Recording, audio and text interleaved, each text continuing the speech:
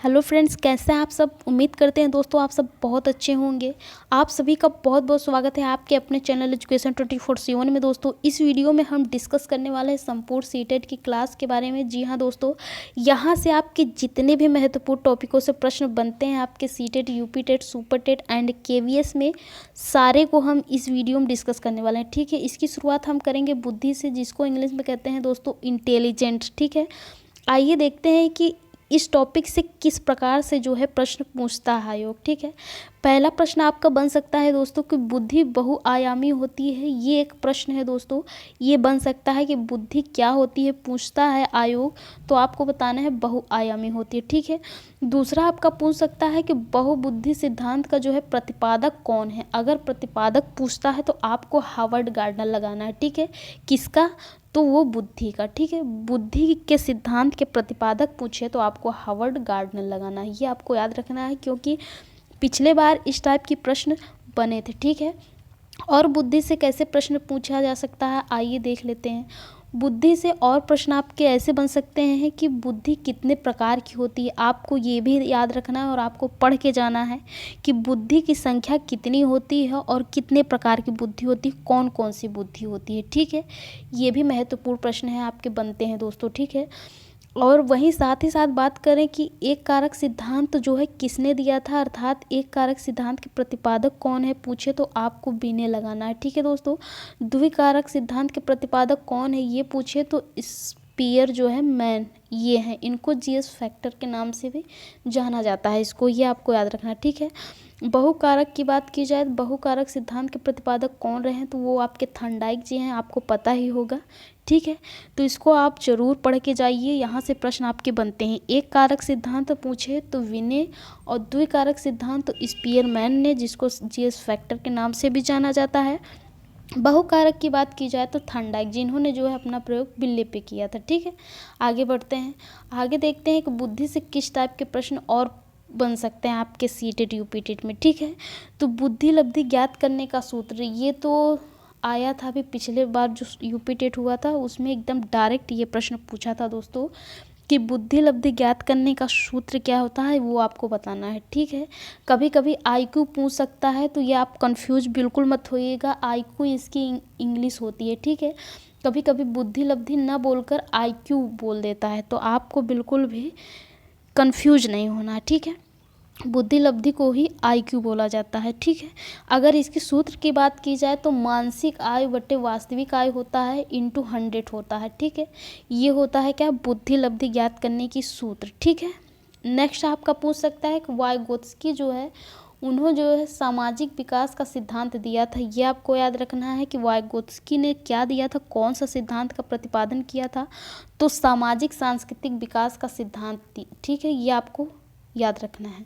और इन्होंने इस सिद्धांत में क्या कुछ खास कहा था, बालकों के बारे में क्या महत्वपूर्ण है इनके सिद्धांत के बारे में, तो इन्होंने कहा था दोस्तों कि बच्चे जो होते हैं, बच्चों के प्रत्येक विकास में तथा अधिगम में सबसे बड़ी भूमिका किसकी होती है, तो इन्होंने समाज को माना है। ठीक है, ये वाइगोत्स्की अपने सिद्धांत में बात कर रहे हैं। ठीक है, जिन पियाजे नहीं जाना है आपको, ये आपको याद रखना है कि वाइगोत्स्की जो थे वो बच्चों को जो है विकास को जो है सबसे बड़ी भूमिका जो है किसको माने थे, तो वो आपको समाज बताना है। ठीक है, बिल्कुल भी कंफ्यूजन नहीं होता और यहाँ से प्रश्न बनते हैं और इसी में जो है आप सब घूम जाते हैं इधर उधर। ठीक है, समाज की सबसे बड़ी भूमिका होती है एक बालक के विकास में। ठीक है, और इन्होंने जो इनके जो महत्वपूर्ण शब्द हैं ये आपको याद रखना है कि समाज जो होता है परस्पर अंतःक्रिया करता है, सामूहिक सामाजिक कार्य के द्वारा जो है बालक कोई भी जो क्रिया होती है, कोई भी कार्य होता है वह सीखता है और उसके साथ ही साथ अपना विकास करता है। ठीक है,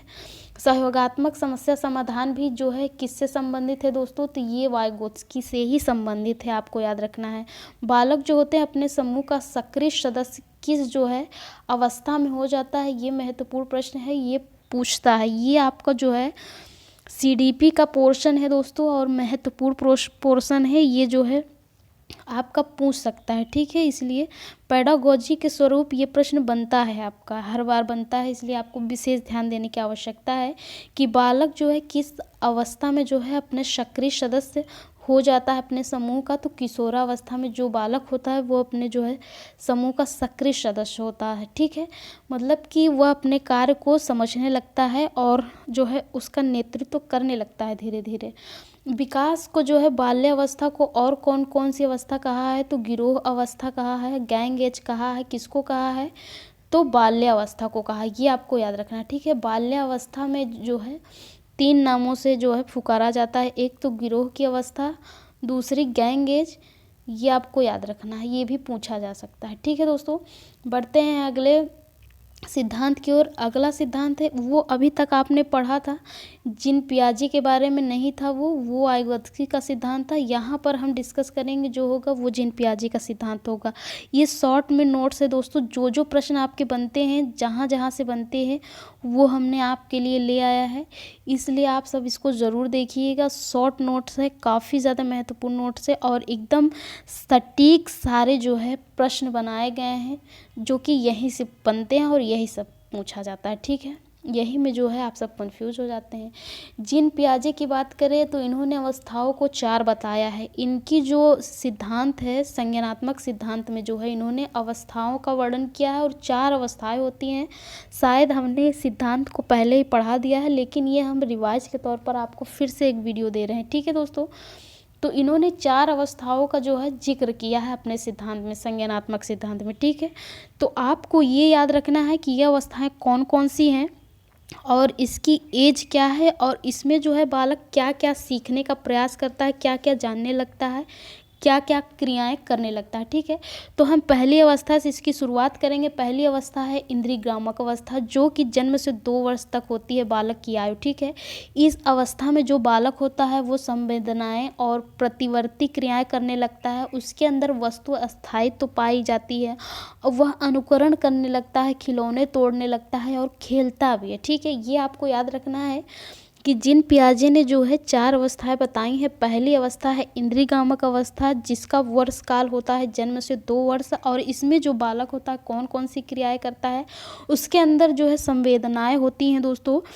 वह प्रतिवर्ती क्रियाएं करने लगता है, वस्तु अस्थायित्व तो उसके अंदर पाई जाती है और अनुकरण करता है कि वह घर में अगर कोई बड़े लोग हैं तो अगर वो जैसे जैसे कार्य करेंगे वैसे ही वो भी देखकर सीखने लगता है और करने लगता है, सीख जाता है ऐसे धीरे धीरे। ठीक है, खिलौने जो होता है उससे खेलता है, उसको तोड़ता है। ठीक है, ये सब क्रियाएं कब करता है, इंद्रियग्रामक अवस्था में करता है, जब वो 2 वर्ष का बालक होता है। ठीक है, अब जैसे जैसे बड़ा होगा तो अब उसकी जो है दूसरी अवस्था जो बताई है इन्होंने जिन पियाजे जी ने, पूर्व संक्रियात्मक अवस्था, जो कि 2 से 7 वर्ष तक जो है इसकी एज है। ठीक है, इस एज में बालक कौन कौन सी क्रियाएं करता है, इसके अंदर कौन कौन सा जो है क्रियाएं विकसित हो जाती हैं, तो विचारों में जो होता है उसका अनुक्रमणीयता होने लगती है दोस्तों और आत्म केंद्रिता जो होती है वो थोड़ा थोड़ा बढ़ने लगती है। जीववाद, सूचकता, विभेदीकरण जो है वह पहचानने लगता है, कौन सी वस्तु बड़ी है, कौन सी छोटी है, क्या ज़्यादा है, क्या कम है,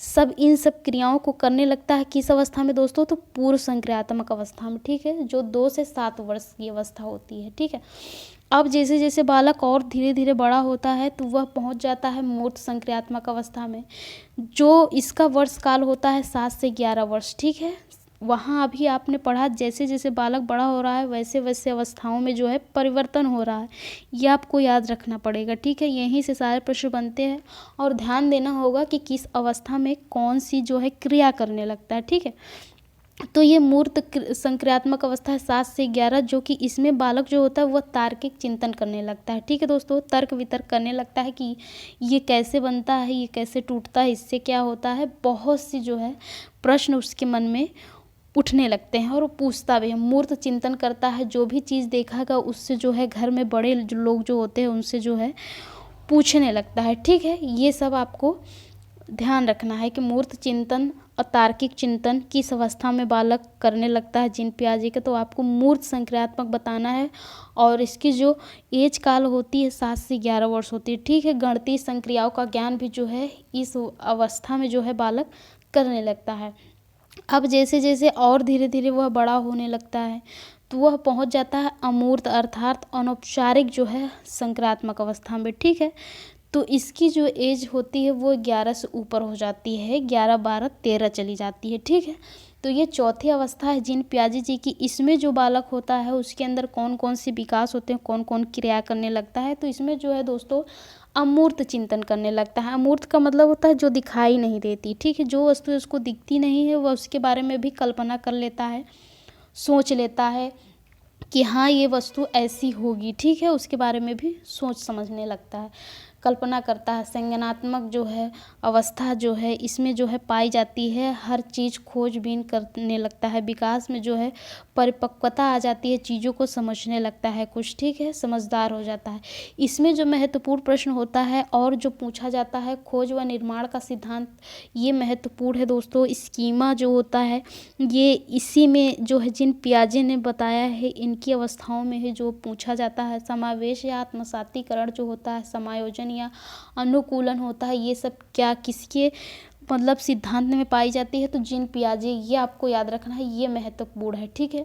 कि अगर पूछे कि स्कीमा खोज व निर्माण का सिद्धांत, समावेशन या आत्मसातीकरण, समायोजन या अनुकूलन, ये सभी किसमें पाई जाती हैं, किसने सिद्धांत दिया है, तो जीन पियाजे आपको लगाना है, ठीक है। बढ़ते हैं आगे। अब देखेंगे हम कोहलवर्ग के नैतिक सिद्धांत के बारे में। अभी हमने पढ़ा जीन पियाजे के बारे में, अब हम देखेंगे कोहलवर्ग के नैतिक सिद्धांत के बारे में। इन्होंने जो है क्या कुछ खास अपने सिद्धांत में कहा है, एक नज़र देख लेते हैं हम सब, ठीक है। जो कि काफ़ी ज़्यादा महत्वपूर्ण है और शॉर्ट नोट्स है दोस्तों, ये बहुत ही सटीक है। यहीं से सारे प्रश्न डायरेक्ट पूछे जा सकते हैं। अगर आपने इतना पढ़ लिया तो गारंटी है हम देते हैं कि आपका TET, CTET, super TET, KVS सभी क्वालिफाई हो जाएगा, ठीक है। खासकर सीडीपी पोर्शन से यहाँ से ज़्यादा से ज़्यादा प्रश्न फंसेंगे, ठीक है दोस्तों। तो देखिए कोहलवर्ग का नैतिक सिद्धांत जो होता है, इन्होंने जो है 3 अवस्थाएं दी हैं, ठीक है। इसमें क्या इनके सिद्धांत में क्या महत्वपूर्ण है, नैतिक तर्कणा, ये आपको याद रखना है कि इनके सिद्धांत में सबसे ज़्यादा महत्वपूर्ण क्या होता है, तो नैतिक तर्कणा जो है पाई जाती है। इन्होंने अपने सिद्धांत में दोस्तों 3 जो है सिद्धांत बताई हैं, प्रथम, दूसरा, तीसरा। तो हम देखेंगे एक एक करके। पहला इन्होंने जो बताया है पूर्व परंपरागत अवस्था, इसकी जो वर्ष काल होती है दोस्तों 3 से 10 वर्ष का बालक होता है। इस अवस्था में बालक के अंदर क्या क्या होता है, तो दंड जो होता है, आज्ञाकारिता, पुरस्कार, पुनर्बलन, डर, भय, बड़ों का दबाव, इतनी क्रियाएं जो है बालक इस अवस्था में करने लगता है, ठीक है। उसके अंदर दंड का भी जो है डर रहता है, आज्ञाकारिता भी, वो मतलब कि घर में जो है लोगों की, बड़े लोगों की बातें भी मानता है, पुरस्कार, पुनर्बलन, डर, भय, बड़ों का दबाव, सब का जो है उसके अंदर इतने गुण दिखाई पड़ते हैं, ठीक है। वह सबके बारे में सोचता है और समझता है। दूसरा जो अवस्था है इनका, उन्होंने कहा परंपरागत अवस्था 10 से 13 वर्ष की अवस्था हो जाती है। इसमें बालक क्या करता है, समाज के अनुरूप जो है वह उत्तम लड़का या लड़की बनने का प्रयास करता है। परंपरागत जो होती है वह सामाजिक नियम जो है अपनाने लगता है, ठीक। कैसे, तो इसमें इस अवस्था में जो होता है जो बालक होता है वह देखता है समाज के लोगों को कि हाँ हमको कैसे ड्रेस पहनना चाहिए, क्या बोलना चाहिए, क्या नहीं बोलना चाहिए, कैसे कार्य करेंगे कि समाज हमारी सराहना करेगा, और कैसे कार्य हम नहीं करेंगे जो कि समाज हमको गाली नहीं देगा, ठीक है। तो वह समाज को देखते हुए कार्य को अपने करने लगता है इस अवस्था में। तीसरी एज इन्होंने कहा है कि परंपरागत अवस्था जो कि 13 से और 14, 15, 16, 17, 18 जब तक वह वयस्क नहीं हो जाता, ठीक है। इसमें क्या क्या पाई जाती है, कोहलवर्ग ने कहा है इसमें जो बालक होता है वह समाज कल्याण के बारे में भी सोचने लगता है, संवैधानिक नियम उसके अंदर आ जाते हैं, व्यापक विचार हो जाते हैं, उसके निर्णय लेने में जो होता है वह सक्षम होता है, परिपक्व हो जाता है, परंपराओं के ऊपर वह सोचने विचारने लगता है, ठीक है। तो इतने गुण जो है विकसित हो जाते हैं उसके, ठीक है। तो ये आपको यहाँ से ध्यान रखना है। और यहाँ से आपका क्या पूछ सकता है, महत्वपूर्ण हो सकता है, तो आत्म केंद्रित निर्णय, ये आपको याद रखना है। दंड एवं अनुपालन, यांत्रिक सापेक्षीकरण, परस्पर एवं उन्मुखीकरण, अधिकार संरक्षण उन्मुखीकरण, सार्वभौमिक नैतिक सिद्धांत उन्मुखीकरण। इसमें ये प्रश्न पूछ सकता है ये सब किससे संबंधित है, अर्थात किसने इसका प्रतिपादन किया है। तो आपको कोहल वर्ग बताना है, ठीक है। ये उनके सिद्धांत के जो है हिस्सा हैं, इसलिए आपको ज़रूर इसको ध्यान देना चाहिए। बढ़ते हैं आगे हम लोग। अब हम देखेंगे समाजीकरण। एक बालक के अंदर समाजीकरण कैसे होता है। समाजीकरण बहुत ही महत्वपूर्ण टॉपिक है। आपने डीएलएड किया होगा, बीएड किया होगा, तो जो है आपको ये जो है मिला होगा समाजीकरण। इसको इंग्लिश में कहते हैं सोशलाइजेशन। एक बालक जो होता है, छोटा सा शिशु होता है, उसका समाजीकरण किस प्रकार से किया जाता है, ठीक है। तो आइए पहले इसके अर्थ के बारे में जान लेते हैं। समाज का जो होता है नियम दोस्तों, मापदंडों के साथ जो समायोजन होता है तथा अनुकूलन कर लेना ही क्या होता है, समाजीकरण होता है, ठीक है। यह आपको याद रखना है कि समाज के अनुसार जो है बालक अपने जो है कार्यों को जो करने लगता है, समझने लगता है, जानने लगता है, तो वही होता है उसका क्या, समाजीकरण होता है। बच्चे के समाजीकरण में भूमिका अगर पूछे तो यह भी प्रश्न होता है कि प्रथम अगर भूमिका पूछे तो आपको परिवार लगाना है, परिवार एवं पास पड़ोसी। ये प्रश्न बना था पिछली बार, अब बनता भी आ रहा है, ठीक है। ये काफ़ी ज़्यादा महत्वपूर्ण है। और द्वितीय समाजीकरण की भूमिका पूछे तो आपको विद्यालय एवं मीडिया लगाना है, ठीक है। ये आपको विशेष यहाँ से ध्यान रखना है कि एक बच्चे के समाजीकरण में भूमिका जो होती है, प्रथम भूमिका किस किस की होती है, तो आपको परिवार लगाना है, उसके बाद पास पड़ोस लगाना है। और द्वितीय भूमिका अगर पूछती है तो उसके विद्यालय की होती है और मीडिया की होती है, ठीक है। ये आपको ज़रूर से याद रखना है। जब बच्चा खुद से मौलिक संवाद अर्थात बातचीत करने लगता है अपने आप से, तो वाइगोत्स्की ने इसको क्या कहा है और जीन पियाजे जी ने इसको क्या कहा है, ये आपको याद रखना है, ठीक है। इसी अंतर को तो पूछता है और आपको कंफ्यूज कर देता है आयोग, ठीक है। तो आपको बिल्कुल श्योर हो जाना है कि वाइगोत्स्की ने इसको क्या कहा, जीन पियाजे जी ने क्या कहा, ठीक है।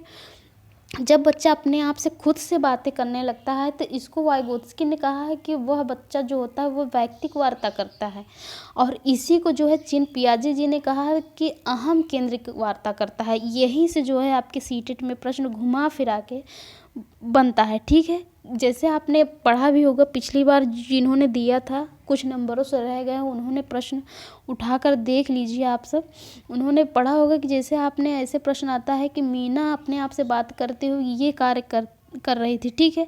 इस टाइप के जो प्रश्न पूछते हैं इसी पर आधारित होती है, ठीक है। वो आपको ध्यान रखना है कि वाइगोत्स्की के सिद्धांत में क्या कहा गया है, जीन पियाजे जी के सिद्धांत में क्या कहा गया है, वैयक्तिक वार्ता, अहम केंद्रित वार्ता, ठीक है। अब हम देखेंगे विकास, बालक का विकास जो होता है कैसे होता है, ठीक है। तो आइए विकास देखते हैं। हमने समाजीकरण को पढ़ा, विकास इसको इंग्लिश में कहते हैं डेवलपमेंट, ठीक है। एक बालक का जो है विकास, डेवलपमेंट किस प्रकार से होता है, तो विकास के मुख्य आयाम होते हैं, मतलब कि कई प्रकार से जो है एक बालक का विकास होता है। उसका शारीरिक विकास होता है, सामाजिक भी विकास होता है, संवेगात्मक विकास भी होता है और संज्ञानात्मक विकास भी होता है। ये आपको याद रखना है कि 4 प्रकार से जो है बालक का विकास होता है, ठीक है।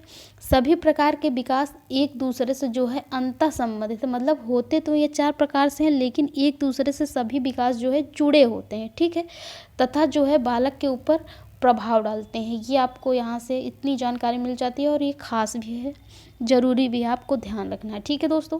शारीरिक विकास सभी प्रकार के विकास की पहली शर्त होती है। सबसे पहले बालक का जो है शारीरिक विकास होता है वो महत्वपूर्ण होता है, ठीक है। बच्चे का विकास जो है तीव्र गति से होता है, ये भी आपको याद रखना है। शैशवावस्था एवं प्रारंभिक बाल्यावस्था में जो है बालक का जो है विकास तीव्र गति से होता है। ये प्रश्न आता है, पूछा भी जाता है, इसलिए आपको याद रखना है कि बच्चे का जो है विकास तीव्र गति से किस अवस्था में होता है, तो एक शैशवावस्था एवं प्रारंभिक बाल्यावस्था, ये आपको याद रखना है, ठीक है दोस्तों। नेक्स्ट है आपका कि आनुवांशिकता एवं वातावरण। अब हम पढ़ेंगे कि बालक का जो होता है विकास, उसमें जो है आनुवांशिकता एवं वातावरण का क्या प्रभाव पड़ता है, मतलब क्या योगदान है, क्या भूमिका है उसकी, ठीक है। तो आनुवांशिकता एवं वातावरण का तो प्रभाव बहुत ही अधिक पड़ता है बालक का उसके जीवन में, ठीक है, विकास के लिए। कैसे, आनुवांशिकता जो होती है वो प्रकृति की देन होती है दोस्तों, और वातावरण जो होता है जो पालन पोषण उसका किया जाता है, जहाँ पर जो है निवास करता है बालक, ठीक है। तो जेंडर रूढ़िबद्धता, पक्षपात, ये लैंगिक है। जेंडर एक सामाजिक संरचना है, ये भी आपको याद रखना है। व्यक्तिक विभिन्नता कैसे होता है, व्यक्तिक विभिन्नता कई प्रकार के होते हैं। विविधता विभिन्न प्रकार के वैविध्य होते हैं। जैसे कि किसी भी कार्य को करने में जो है आवश्यकता पड़ने पर बच्चों को बड़ों द्वारा दिया जाने वाला सहयोग या मदद कहलाता है क्या? सहारा देना, पाठ, ढांचा। ये भी महत्वपूर्ण है। क्या है ये? इम्पॉर्टेंट है दोस्तों। ये भी प्रश्न पूछता है कि पाड़ किसे कहा जाता है, ढांचा किसे कहा जाता है, सहारा देना क्या होता है। ठीक है, हम सहारा देना जानते हैं, ढांचा भी जानते हैं, लेकिन बहुत से बच्चे पाड़ को नहीं जानते होंगे, पाड़ क्या है। ठीक है, और यही जब प्रश्न और यही शब्द जो रिपीट करता है पेपर में, तो दिमाग आप सबका घूम जाता है, नहीं समझ पाते हैं आप सब इतनी छोटी सी चीज़। तो यही हम बता रहे हैं इम्पॉर्टेंट क्या है आपके पेपर के लिए। ठीक है, तो जैसे एक बालक होता है वह कार्य करता है, उसको जैसे वह कार्य कर लेता है, थोड़े कार्य के लिए उसको किसी का आवश्यकता पड़ती है, या फिर आपके छोटे भाई बहन हैं वो जो कार्य करते हैं उसमें आपकी थोड़ी सी मदद जो है जो मिल जाती है उनको, वही जो होता है क्या? पाड़ देना होता है, सहारा देना होता है, ढांचा होता है। ठीक है, आपने जो उसकी मदद की वही पाड़ कहलाता है उस बालक के लिए। ठीक है, इसको इंग्लिश में क्या कहते हैं? स्कैफोल्डिंग कहते हैं, ये आपको याद रखना है। ठीक है, कभी कभी पाड़ ना पूछकर स्कैफोल्डिंग लिख देता है, तो आपको बिल्कुल फिर भी कंफ्यूज नहीं होना। ठीक है दोस्तों, तो बढ़ते हैं आगे, देखते हैं और क्या क्या हम पढ़ेंगे। देखिए, बाल केंद्रित शिक्षा में क्या कुछ खास होता है। बाल केंद्रित शिक्षा भी काफ़ी ज़्यादा महत्वपूर्ण है, क्योंकि ये तो पूरे जो है सीटेट का जो होता है यही तो जो है अहम भूमिका निभाता है। अगर आपने बाल केंद्रित शिक्षा के बारे में जान लिया अच्छे से, तो आपका सीटेट क्वालिफाई हो गया। ठीक है, इसमें बच्चे का रोल क्या होता है? वह सक्रिय होता है, केंद्र बिंदु माना जाता है, सर्वांगीण विकास होता है, स्वतंत्र होता है, वह स्वयं अनुशासित होता है, चिंता मुक्त होता है, प्रश्न पूछने वाला होता है बालक, कार्यों में जो है भाग लेता है, मुख्य भूमिका उसका होती है। ठीक है, समान अधिकार और सम्मान होता है। ठीक है, शिक्षक का क्या कार्य होता है बाल केंद्रित शिक्षा में? वह निर्देश देता है, उसका जो है गौड़ भूमिका होती है, सहायता करने वाला होता है, मार्गदर्शन करता है और आदर्श होता है। ठीक है, अगर बालक को कार्य करने में, कुछ सीखने में कहीं कठिनाई हो रही है, तो उसका जो मार्गदर्शन करेगा वो एक शिक्षक करेगा। ठीक है, सहायता कर कर उसको बताएगा। ठीक है, इसलिए बाल केंद्रित शिक्षा में बच्चा जो होता है वो महत्वपूर्ण होता है। ठीक है, शिक्षक जो होता है वह गौड़ होता है। ठीक है, प्रगतिशील शिक्षा, ये देखिए शिक्षा के क्षेत्र में प्रत्येक नई चीज़ करके सीखना, सहभागिता जो है बच्चे को जो है स्वयं करने का अवसर देना, यही तो है आपका क्या? प्रगतिशील शिक्षा। ये आपको विशेष ध्यान देना है कि प्रगतिशील शिक्षा किसे कहते हैं। इसकी कभी कभी डेफिनेशन पूछ सकता है, तो आपको ध्यान रखना है कि जो शिक्षा के क्षेत्र में प्रत्येक नई चीज़ होते हैं करके सीखता है जो बालक, उसमें जो है पार्टिसिपेट करता है, अर्थात सहभाग लेता है, सहभागिता करता है, और जो है बच्चे जो है स्वयं करके जो सीखते हैं वही तो होता है आपका क्या? प्रगतिशील शिक्षा। ठीक है, ये आपको यहाँ से जानकारी मिल जाती है विशेष, ये महत्वपूर्ण भी है। ठीक है, नेक्स्ट है आपका, देख लेते हैं मूल्यांकन। मूल्यांकन भी कई प्रकार से होती है। ये भी टॉपिक है आपका जो है टेट सीटेट के लिए, क्योंकि यहाँ से भी प्रश्न पूछे जा सकते हैं। ठीक है, मूल्यांकन को इंग्लिश में क्या कहते हैं? मूल्यांकन को आप आंकलन भी कह सकते हैं, इवैल्यूएशन भी कह सकते हैं। ठीक है, कई नामों से इसको जाना जाता है। तो मूल्यांकन जो होता है दोस्तों, शिक्षण अधिगम प्रक्रिया का भाग होता है। एक सतत और व्यापक आंकलन जो होता है CCE, ये इंग्लिश होती है, ये आपको कंफ्यूज नहीं होना है। सतत और व्यापक आंकलन जो होता है मूल्यांकन हो, तो वो सबसे बेस्ट मूल्यांकन माना जाता है। ठीक है, सबसे उत्तम मूल्यांकन की बात की जाए तो सतत और व्यापक मूल्यांकन होता है एक बालक के लिए, ये आपको याद रखना है। ठीक है, इसमें जो है निदानात्मक परीक्षण, उपचारात्मक परीक्षण, 2 परीक्षण होते हैं। इससे पता लगाया जाता है ठीक है कि बालक को कौन कौन सी समस्याएं हैं। ठीक है, आंकलन के उद्देश्य क्या हैं? बच्चे की कठिनाइयों एवं त्रुटियों का पता लगाना, बच्चे का स्तर जानना, अधिगम सक्रिय व शिक्षण प्रक्रिया में सुधार करना। अगर हम आंकलन व्यापक सतत मूल्यांकन करेंगे तो यह पाएंगे कि बालक के अंदर क्या कमी है और किस कमी को हमको दूर करना है और वह किस कारण से सीख नहीं पा रहा है। ठीक है, ये सब हम किससे पता करेंगे? व्यापक और सतत मूल्यांकन के द्वारा ही करेंगे। ठीक है, तब उसका हम निदान करेंगे, उसका उपचार करेंगे उस समस्या का। ठीक है, संज्ञान व संवेग क्या होता है? तो संज्ञान संवेग देख लेते हैं क्या होता है दोस्तों। तो संज्ञान जो होता है एक दूसरे से संबंधित सन्निहित होता है दोस्तों। वह संवेग व्यक्ति में उत्तेजित एक अवस्था होती है। जैसे कि आप कभी कभी आपके अंदर जो है बहुत ज़्यादा डर हो जाता है, बहुत ज़्यादा आप भयभीत हो जाते हैं। कभी कभी क्रोध आ जाता है किसी की बात से, कभी आपको घृणा आ जाती है, कभी कभी बड़ा प्रेम आता है बच्चों पर, ठीक है, कभी आपको भूख लगता है। तो यही सब है क्या, संवेग आपके कहलाते हैं। जो भी आपके जो अंदर इमोशन होते हैं वो सभी आपके क्या, संवेग होते हैं। गुस्सा, प्रेम, भिखारी को देखकर दया, जो भी अंदर से निकले वो सभी क्या है, आपके संवेग के अंतर्गत आते हैं, ठीक है। अभिप्रेरण क्या, प्रत्येक वह चीज़ जो आपको किसी कार्य को करने के लिए मजबूर करती हो वो होती है अभिप्रेरण होती है, ठीक है। अंदर से अगर आपको, आपने अपने माता पिता को देखा होगा जो गरीब बच्चे होंगे, उनके माता पिता भी गरीब होंगे। कभी कभी आपने देखा होगा अपने मम्मी पापा को, तो ऐसा लगता होगा नहीं हम बहुत पढ़ेंगे और इस बार जो है केवीएस में एक सीट पक्की करेंगे, ठीक है। यही है अभिप्रेरण, ठीक है, जो कार्य करने के लिए आपको अंदर से प्रेरित करती हो। अभिप्रेरणा दो होती है, एक आंतरिक होती है, एक बाह्य होती है। आंतरिक को क्या कहते हैं, जो हमारे खुद के अंदर से है जैसे, ठीक है।